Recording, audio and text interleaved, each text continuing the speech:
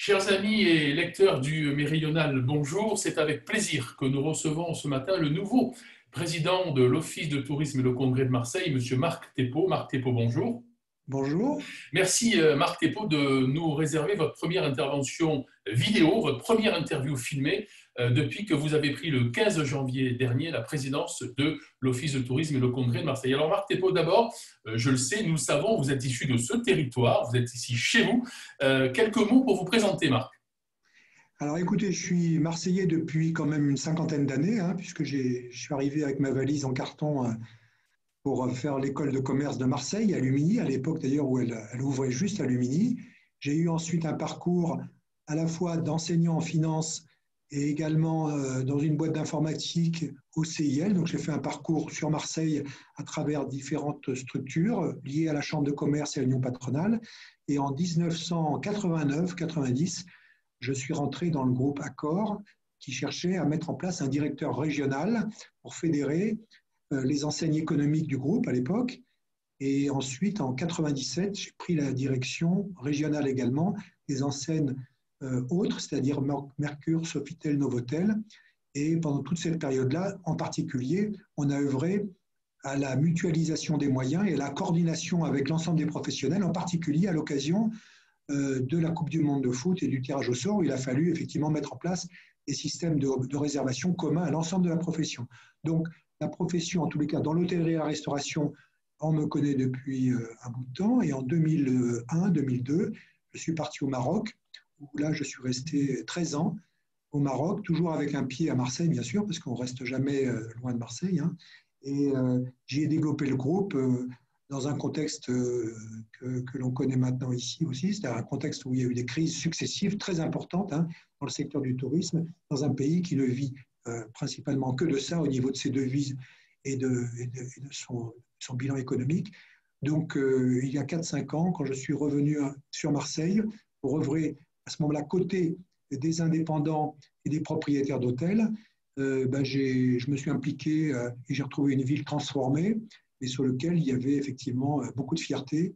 Voilà, et je souhaitais être utile à Marseille à travers mon parcours.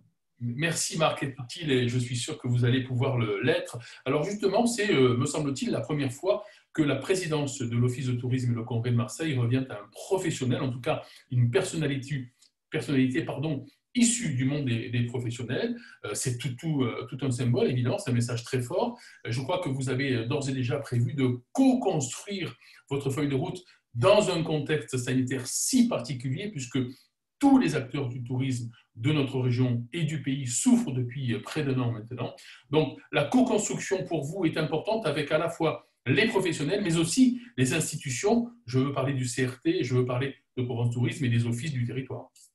Exactement. Mais de toute façon, on sait très bien dans nos métiers que tout est affaire de coordination, de coopération et qu'il faut dépasser les clivages politiques.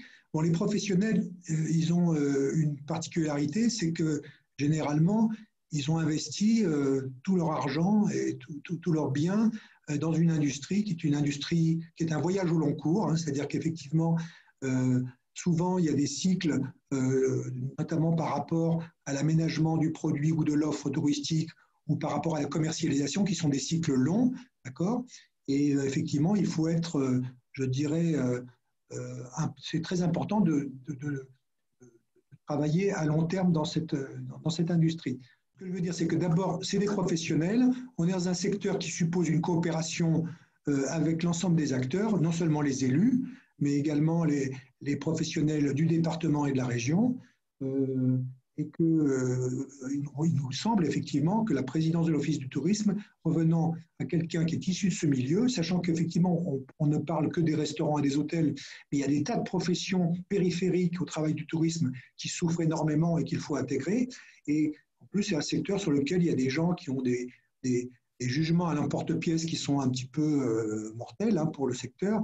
Donc il faut absolument enrayer ce climat anxiogène et donner de l'information objective pour construire l'attractivité de Marseille. Redonner espoir, voilà une des principales missions de l'Office de tourisme et de Congrès de Marseille. Vous l'avez dit, Marc. En quelques mots, je crois que vous avez dans les prochaines semaines des jalons internes très importants de validation de votre feuille de route, mais d'ores et déjà, on peut parler, si la situation le permet, évidemment, avec beaucoup d'espoir, du lancement officiel de la saison touristique le 8 avril prochain. Quelques mots là-dessus? Oui, alors en fait, on a maintenant intégré le fait que février-mars seraient des mois de fermeture, qu'on va essayer de mettre à profit pour, d'une part, écouter et rassembler les professionnels pour être une force de proposition coordonnée par rapport à un certain nombre de choses. Deuxièmement, en profiter aussi à cette occasion-là pour mettre en valeur les atouts de Marseille, les atouts des professionnels, la maîtrise des protocoles sanitaires et des tas d'autres choses, battre en retraite des idées reçues qui peuvent être mortelles par rapport à ce qu'on a entendu sur la fréquentation touristique, notamment cet été. Et le premier rendez-vous, c'est effectivement début mars, le 16 mars exactement, où on a un comité directeur de l'Office, où on va effectivement présenter nos orientations budgétaires et un plan d'action pour 2021. Donc effectivement, il y a un plan d'urgence dans un premier temps, il y a bien sûr après une stratégie qu'il faut construire avec les acteurs du tourisme. Il faut savoir en plus que quand même dans ce métier-là, on a un certain nombre de capteurs. Nous, on est en lien avec les gens qui viennent à Marseille, avec les gens qui programment les opérations sur Marseille. Donc, on est bien sûr en phase avec toute l'évolution des besoins et des mentalités. Bien sûr que le comportement des clients va changer. Bien sûr que les gens ont des attentes sanitaires, environnementales, éthiques différentes et qu'il y a une forme de tourisme qui va évoluer. Mais on est là justement pour le mettre en œuvre en intégrant quand même les investissements qui ont été réalisés par ces professionnels, qui sont eux des investissements qui existent et qu'il faut faire évoluer.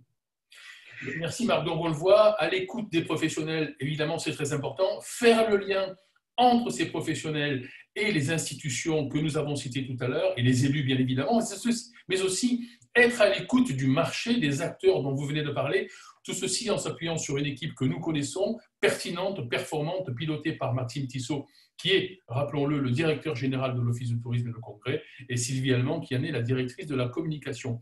Marc Thépaut, merci de nous avoir réservé votre première interview digitale pour le Méridional. Nous aurons l'occasion de vous redonner la parole dans les prochaines semaines pour avoir des nouvelles de ce monde du tourisme qui est si important sur notre territoire.